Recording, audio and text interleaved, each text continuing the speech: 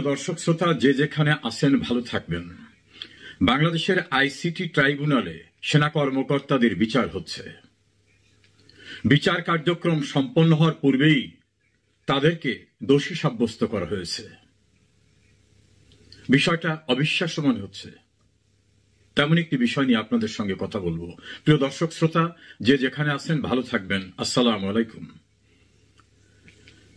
জামাত ইসলামীর সাবেক আমির গোলাম আজমের পুত্র আব্দুল্লাহিল আমান আজমি একটা ইন্টারভিউ দিয়েছেন। সেই ইন্টারভিউটা থেকেই আমি কথা বলছি। তিনি গণমাধ্যম কর্মীদের সামনে বলেছেন যে সেনা প্রধান জেনারেল ওয়াকারুজ্জামান তাকে তার অফিসে ডেকে নিয়েছেন।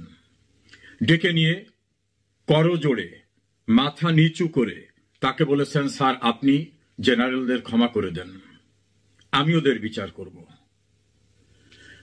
এক পর্যায়ে জেনারেল ওয়াকারুজ্জামান বলছেন, স্যার আপনি যেটা ভালো মনে করেন সেটাই করেন।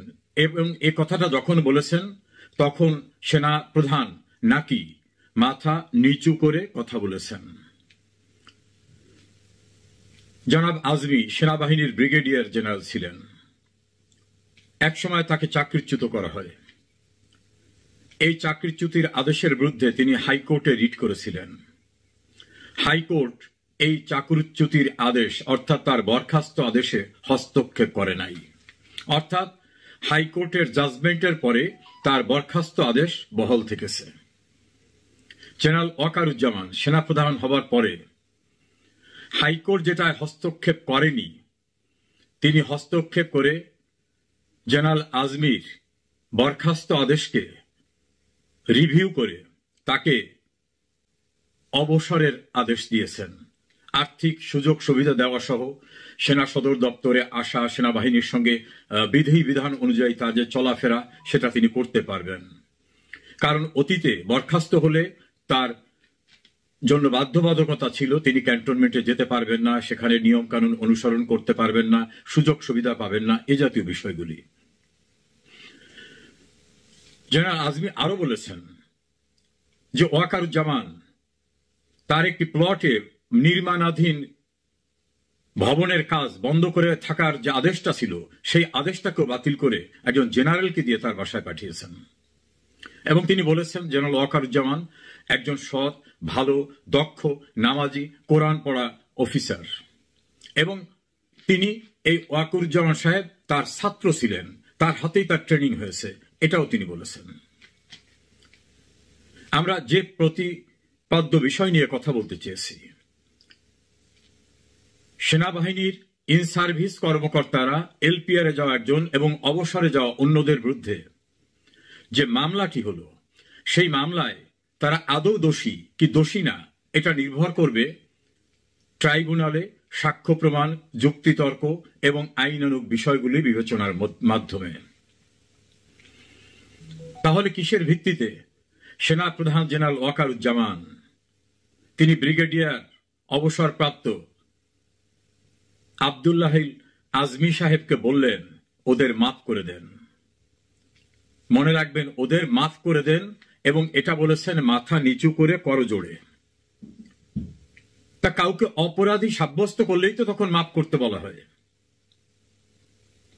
তাহলে বিচারের আগেই সেনাপ্রধান তার কর্মকর্তাদের অপরাধী হিসাবে নির্ধারণ করে ফেললেন। এটা কি করা যায়? যদি সেনাপ্রধানের দৃষ্টিতে ওরা অপরাধী হয়ে থাকে তাহলে তিনি পূর্বে ব্যবস্থা নেন নাই কেন? এই ট্রাইব্যুনালের ওয়ারেন্টের অপেক্ষায় থাকলেন কেন? আর সেনাপ্রধান কি মিলিটারি আইনে কোনো তদন্ত করেছেন? কোন কোর্ট অফ ইনকোয়ারি বা কমিশন কোনো কিছু করে তাদেরকে অপরাধী হিসাবে পেয়ে অভিযুক্ত করেছেন? এ পর্যন্ত কোনো তথ্য এমন পাওয়া যায়নি। যদি নাই করে থাকেন তাহলে তিনি কিভাবে বললেন, স্যার আপনি ওদেরকে ক্ষমা করে দেন, আমি ওদের বিচার করব? ক্ষমা তাকেই করা যায় যে অপরাধ করছে। তাহলে সেনাপ্রধানের দৃষ্টিতে এই জেনারেলরা অপরাধ করেছে? লক্ষ লক্ষ মানুষ আজমির এই ইন্টারভিউ দেখেছে।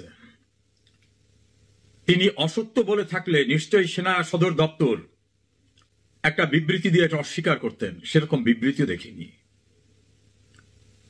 প্রশ্ন উঠেছে, তদন্ত করার পূর্বে অথবা আদৌ তদন্ত হয়নি, কিসের ভিত্তিতে সেনাপ্রধান জেনারেল ওয়াকারুজ্জামান তার অধীনস্থ এই জেনারেলদেরকে দোষী হিসাবে সাব্যস্ত করে করজোড়ে মাথা নিচু করে একজন বরখাস্তকৃত সাবেক ব্রিগেডিয়ারের কাছে ক্ষমা চাইলেন?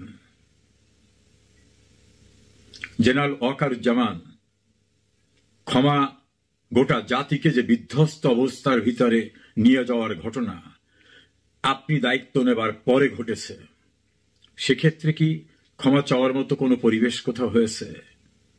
আপনার কমান্ডের অধীনের সোলজাররা দাঁড়িয়ে থাকা অবস্থায় ধানমন্ডির বঙ্গবন্ধু ভবন যখন গুড়িয়ে দেয়, দেশের সিনিয়র সিটিজেন সাবেক প্রধান বিচারপতি সহ গুরুত্বপূর্ণ ব্যক্তিদেরকে যখন চরমভাবে হেনস্থা করা হয়, অপমান করা হয়, বীর মুক্তিযোদ্ধাদের গলায় যখন জুতার মালা দেওয়া হয়, এসব বিষয়ে কি আপনি কাউকে দোষী সাব্যস্ত করেছেন? আপনি কি অনুতপ্ত হয়েছেন? আপনার যে দায়িত্ব গ্রহণ করেছিলেন সেখানের ব্যর্থতা নিয়ে কখনো কথা বলেছেন? বলেননি। পাকিস্তানের একজন গুরুত্বপূর্ণ জেনারেল তিনি বাংলাদেশে এসে প্রধান উপদেষ্টার সঙ্গে দেখা করেছেন। ঢাকার মেট্রোপলিটন পুলিশ কমিশনার তিনি ভারতের বিরুদ্ধে যুদ্ধ ঘোষণা করা হবে এই কথা বললেন। যুদ্ধ ঘোষণা করার কথা বলার এখতিয়ার সম্পন্ন তিনি। বিডিআরের ইনকোয়ারির দায়িত্বপ্রাপ্ত একজন অবসরপ্রাপ্ত সেনা কর্মকর্তা তিনি বাংলাদেশকে ভারত আক্রমণ করার জন্য মাঝে একটি বক্তব্য রেখেছিলেন। সরকারের উপদেষ্টা কেউ কেউ ভারতের চিকেন নেক এলাকায় আক্রমণ করার ইঙ্গিতবহ কথা বলেন। দেশটাকে কোথায় নিয়ে যাচ্ছেন? ৩০ লক্ষ শহীদের রক্তের বিনিময়ে অর্জিত এই বাংলাদেশের স্বাধীনতা সার্বভৌমত্বের অতন্দ্র প্রহরী বাংলাদেশ সেনাবাহিনী, সেই সেনাবাহিনীর প্রধান জেনারেল ওয়াকারুজ্জামান, আপনি শেখ হাসিনা সরকার বহাল থাকা অবস্থায় আরেকটি সরকার গঠনের প্রক্রিয়া শুরু করে বিএনপির চেয়ারপারসনের উপদেষ্টা ফজলে এলহাই আকবরকে রাজনৈতিক নেতৃবৃন্দের সঙ্গে যোগাযোগের দায়িত্ব দিয়েছিলেন। নিষিদ্ধ ঘোষিত রাজনৈতিক দলকে ক্যান্টনমেন্টে নিয়ে পরিকল্পনা শুরু করেছিলেন। আইন অনুযায়ী সাংবিধানিকভাবে যার নিরাপত্তা নিশ্চিত করার কথা ছিল তৎকালীন প্রধানমন্ত্রীর, তাকে অরক্ষিত রেখেছিলেন। এটা গল্প নয়, এটা বাস্তবতা। জেনারেল ওয়াকারুজ্জামান, এই দায় আজ হোক কাল হোক একদিন আপনাকে ব্যাখ্যা দিতে হবে। কর্মরত সেনা কর্মকর্তাদের বিচারের আগেই আপনি দোষী সাব্যস্ত করে ফেললেন। আদালতে ইলেকট্রনিক এভিডেন্স হিসাবে এই সাক্ষ্যটাই তো যথেষ্ট যে তাদের সেনাপ্রধান নিজেই আর একজন অবসরপ্রাপ্ত বা বরখাস্তকৃত সেনা কর্মকর্তার কাছে বলে ফেলেছে যে ওদের মাফ করে দেন, আমি ওদের বিচার করব। নিশ্চয়ই অপরাধী না হলে আর মাফ করার কথা হয় না। আপনার সাক্ষ্যই তো যথেষ্ট তাদেরকে। প্রিয় বন্ধুরা, প্রীতি, সালাম এবং শুভেচ্ছা নেবেন। আপনারা একটা জিনিসকে খেয়াল করেছেন, সম্প্রতি বাংলাদেশ বিভিন্ন সামরিক সরঞ্জাম কেনার জন্য বিভিন্ন দেশে ছোটাছুটি করছেন। সামরিক সরঞ্জাম কেনা এটা একটা রুটিন ব্যাপার। বাংলাদেশ মিলিটারি, আমাদের নৌবাহিনী, বিমান বাহিনী, তারা তাদের এই পারচেসটা চলছে। কিন্তু হঠাৎ করে বাংলাদেশ ফ্রান্সকে বলেছে আমরা তোমাদের 6টা রাফায়েল বিমান কিনবো। তুরস্ককে বলেছে আমরা প্রায় 150-র মতো সাবমেরিন কিনবো। চায়নাকে বলেছে আমরা তোমাদের কাছ থেকে অনেকগুলো যুদ্ধ বিমান কিনবো। এবং বিভিন্ন দেশ থেকে আমরা এটা কিনি ওইটা কিনি, এই যুদ্ধ রিলেটেড, সামরিক সরঞ্জাম রিলেটেড। হঠাৎ বাংলাদেশের এত কেনাকাটার ঝোঁক বাড়লো কেন? 6টা রাফায়েল বিমান কেনার বাজেট কি বাংলাদেশের আছে? তুরস্ক থেকে যে 150-র মতো সাবমেরিন কিনবে সেই বাজেট আছে? চীন থেকে যে যুদ্ধ বিমান কিনবে সেই বাজেট আছে? এই যে রাফায়েল বিমান, সাবমেরিন, যুদ্ধ বিমান, এগুলোর প্রয়োজন আছে বাংলাদেশের? এইগুলো চালাবার মতো দক্ষ জনবল আছে? এই যে এত চারিদিকে বাগাড়ম্বর আর কি ঘটনাটা আসলে কি? বাজেটের ঠিক নাই, প্রশিক্ষিত জনবল আছে কিনা তার ঠিক নাই, আদৌ এগুলো বাংলাদেশের জন্য প্রয়োজন কিনা তার ঠিক নাই। অথচ ডক্টর ইউনূস একের পর এক বিভিন্ন দেশ থেকে বিভিন্ন জিনিস কিনবে বলে আমরা শুনতে পাচ্ছি, এবং সেই সব দেশকে বলছে, বলার নাম করে তার ইউনূসের পক্ষ থেকে মিটিং আয়োজন করা হচ্ছে।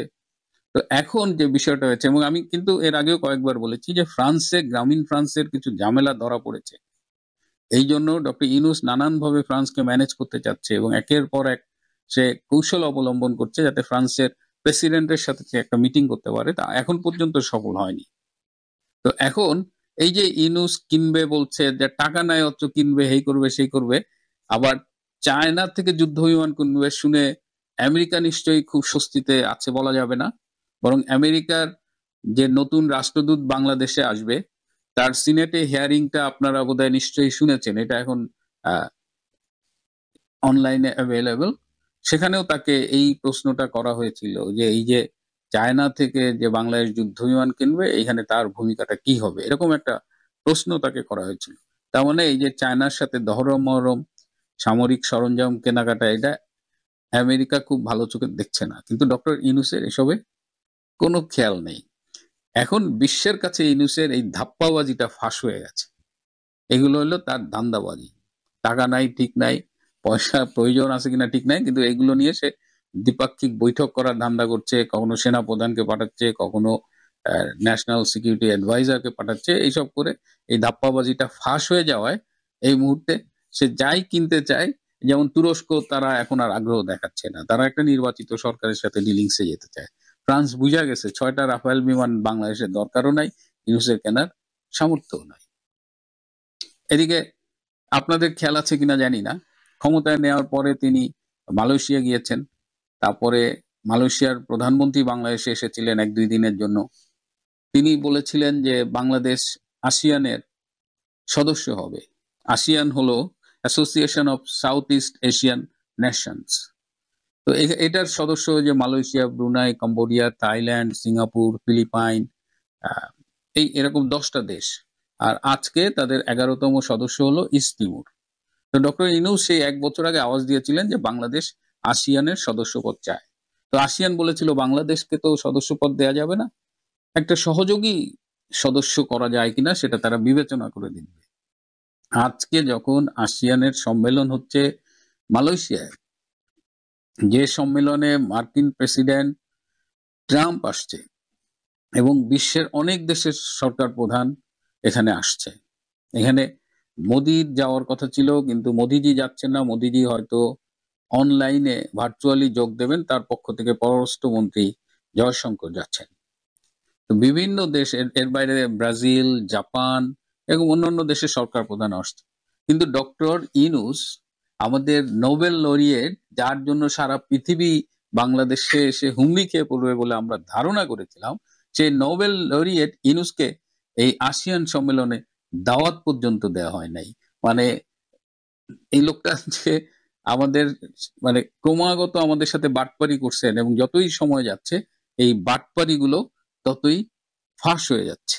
নইলে আসিয়ান সম্মেলনে এখানে ট্রাম্প আসছেন, এখানে থাইল্যান্ড এবং কম্বোডিয়ার মধ্যে গত জুলাইয়ে যে একটা সংঘাত শুরু হয়েছিল সীমান্ত বরাবর, সেই সংঘাত তিনি নিরসন করতে আসছেন। বলা যায় যে যুদ্ধ বন্ধের চুক্তি সই করবে থাইল্যান্ড এবং Cambodia in the presence of Donald Trump.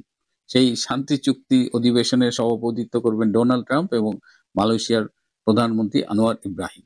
তো এই আসিয়ান সম্মেলনে ডক্টর ইউনূস না যাওয়াটা, এটা যারা ইউনূসের একেবারে অন্ধ ভক্ত তারাও বেশ ব্যথিত হয়েছে যে স্যারের মতো এত সম্মানিত নোবেল বিজয়ীকে ডাকলো না, কিন্তু মনে রাখেনি বিশ্ব, আসিয়ানও তাকে মনে রাখেনি। এদিকে আগামীকাল থেকে 30 তারিখ পর্যন্ত সৌদি আরবের রিয়াদে একটা কনফারেন্স শুরু হওয়ার কথা, ফিউচার ইনভেস্টমেন্ট ইনিশিয়েটিভ 9, FII 9। এই কনফারেন্সে এখানেও অনেক দেশের প্রতিনিধিরা আসবেন। তো সেখানে সৌদি রাষ্ট্রদূত বাংলাদেশে যিনি আছেন, তিনি সৌদি যুবরাজের পক্ষ থেকে বাংলাদেশের প্রধান উপদেষ্টাকে দাওয়াত দিয়েছিলেন এই সম্মেলনে যোগ দেওয়ার জন্য। এই সম্মেলনটা খুবই গুরুত্বপূর্ণ একটা সম্মেলন, এখানেও বিশ্বের অনেক দেশের প্রতিনিধিরা আসবে, যেটা বললাম।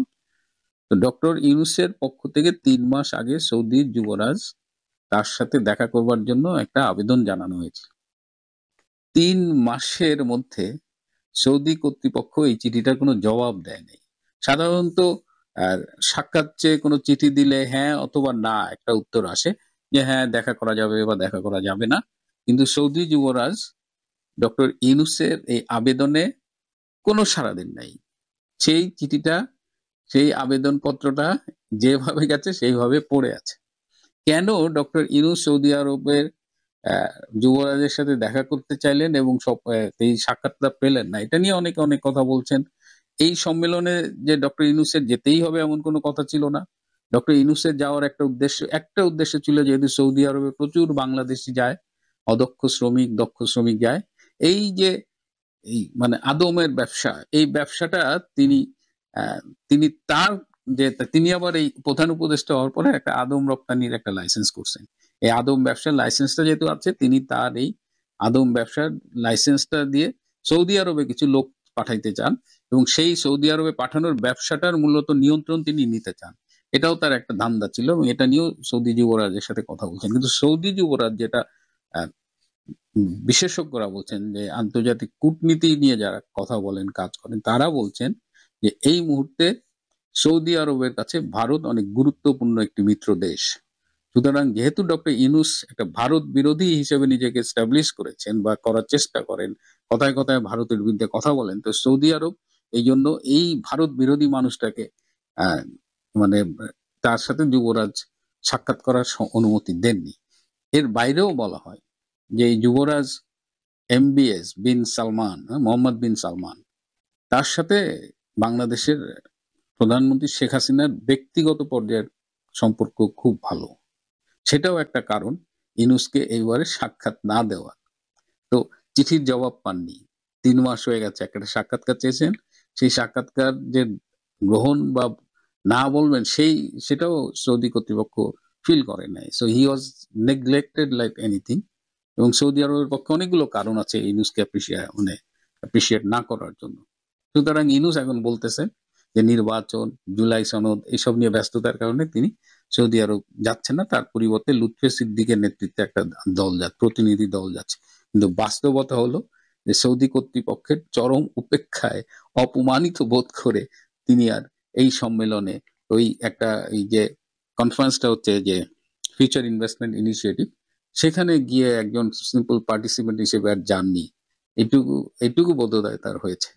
কিন্তু আমাদের সেই নোবেল লরিয়েট, গ্লোবাল সেলিব্রিটি, বাংলাদেশের সবচেয়ে বড় সেলিব্রিটিটা এখন বাংলাদেশের অন্যতম বড় বাটপার, ধাপ্পাবাজ হিসেবে বিশ্বের কাছে পরিচিতি পাচ্ছে। ব্যাপারটা আমাদের জন্য নিঃসন্দেহে লজ্জার, দুঃখের, বেদনার। প্রিয় বন্ধুরা, আজ এ পর্যন্ত।